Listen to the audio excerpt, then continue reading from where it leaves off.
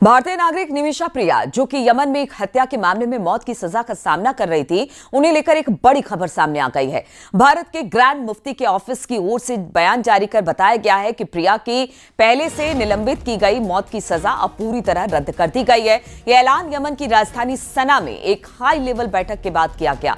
इस केस में पहले ही भारत सरकार और कई संगठनों की ओर से कोशिशें की जा रही थी। अब इस फैसले के बाद निमिषा प्रिया की वतन वापसी की राह खुल सकती है।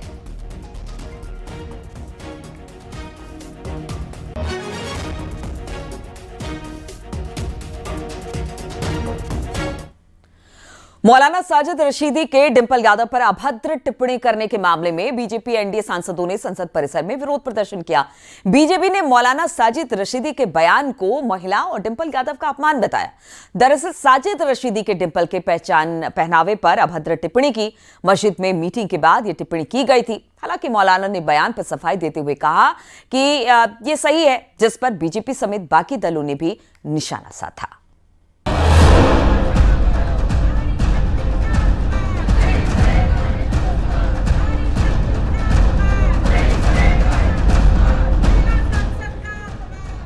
संसद में ऑपरेशन सिंदूर पर बहस से पहले बीजेपी सांसदों ने महिला सम्मान को लेकर विरोध प्रदर्शन किया। इसकी वजह थी मौलाना साजिद रशीदी की एसपी सांसद डिंपल यादव के खिलाफ अभद्र टिप्पणी।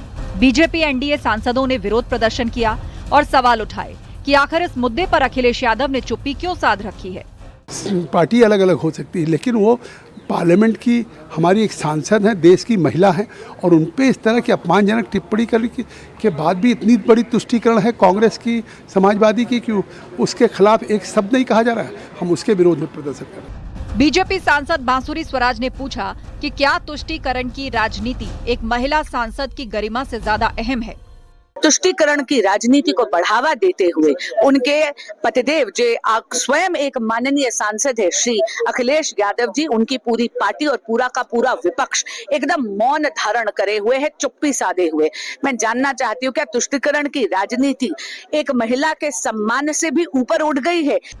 वहीं बीजेपी एनडीए सांसदों के प्रदर्शन पर डिंपल यादव का कहना है कि अच्छा होता मणिपुर के मुद्दे पर भी ऐसा ही प्रदर्शन करते। अगर अच्छा होता जब मणिपुर जैसी घटना हुई थी, जो सोशल मीडिया में जिस तरह के फुटेजेस आए थे, अगर इसी तरह वो प्रदर्शन करती मणिपुर घटना को लेके, महिलाओं के साथ खड़ी दिखाई देती, और जिस तरह हमारे भारत में जो अभी जो सिंदूर की जो ये पूरा जो ये लड़ाई छिड़ी, और जिस तरह से भारतीय जनता पार्टी के नेतागण, बड़े बड़े मंत्री मंचों से किस तरह की बयानबाजी करी हमारे फौज के अफसरों के लिए, अगर उनके साथ वो खड़ी दिखाई देती तो मैं समझती हूँ ज्यादा अच्छा होता। मौलाना साजिद रशीदी ने कहा कि उनकी बात का गलत मतलब निकाला गया।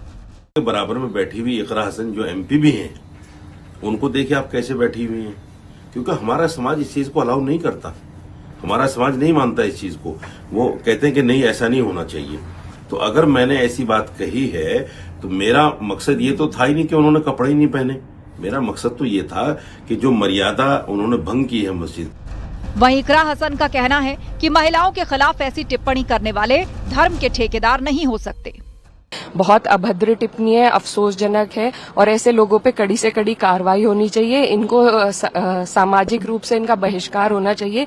ये कोई धर्मगुरु नहीं है, किसी धर्म के ठेकेदार नहीं है। इनको कोई अधिकार नहीं है कि किसी भी महिला के बारे में इस तरह की टिप्पणी करें। बीजेपी के प्रदर्शन के बाद एसपी सांसद अवधेश प्रसाद ने भी मौलाना के बयान की निंदा की है। डिंपल जी देश की सभी महिलाओं के लिए एक आदर्श है, एक प्रेरणा का स्रोत है, और उनके बारे में इस तरह की किसी प्रकार की कोई टिप्पणी करता है तो निंदनीय है और ये घटिया बयान है। इस तरह के बयान कोई पागल कर सकता है। मौलाना साजिद रशीदी के बयान पर जहां अभी तक अखिलेश यादव ने बयान नहीं दिया है, वहीं बीजेपी इसे महिलाओं के मान सम्मान से जोड़कर समाजवादी पार्टी पर तुष्टीकरण की नीति अपनाने का आरोप लगा रही है। Bureau report, news 18, Uttar Pradesh, Uttarakhand.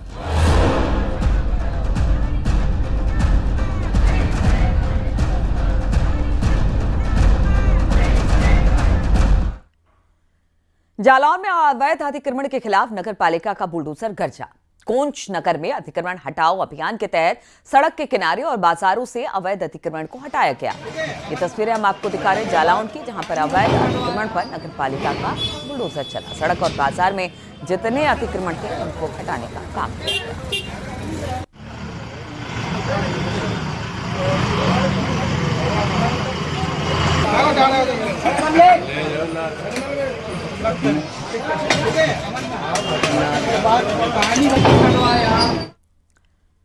तो इन तमाम खबरों के साथ इस बुलेटिन में फिलहाल इतना ही, लेकिन आपको बता दें न्यूज 18 ऐप अब नए अवतार में है। न्यूज 18 ऐप डाउनलोड करें, खबरों से जुड़े बदलाव का हिस्सा बने। अपने शहर, देश और दुनिया की खबरें अब सीधे आपके मोबाइल पर नीचे दिए गए QR कोड को स्कैन करें और तुरंत डाउनलोड करें न्यूज 18 ऐप।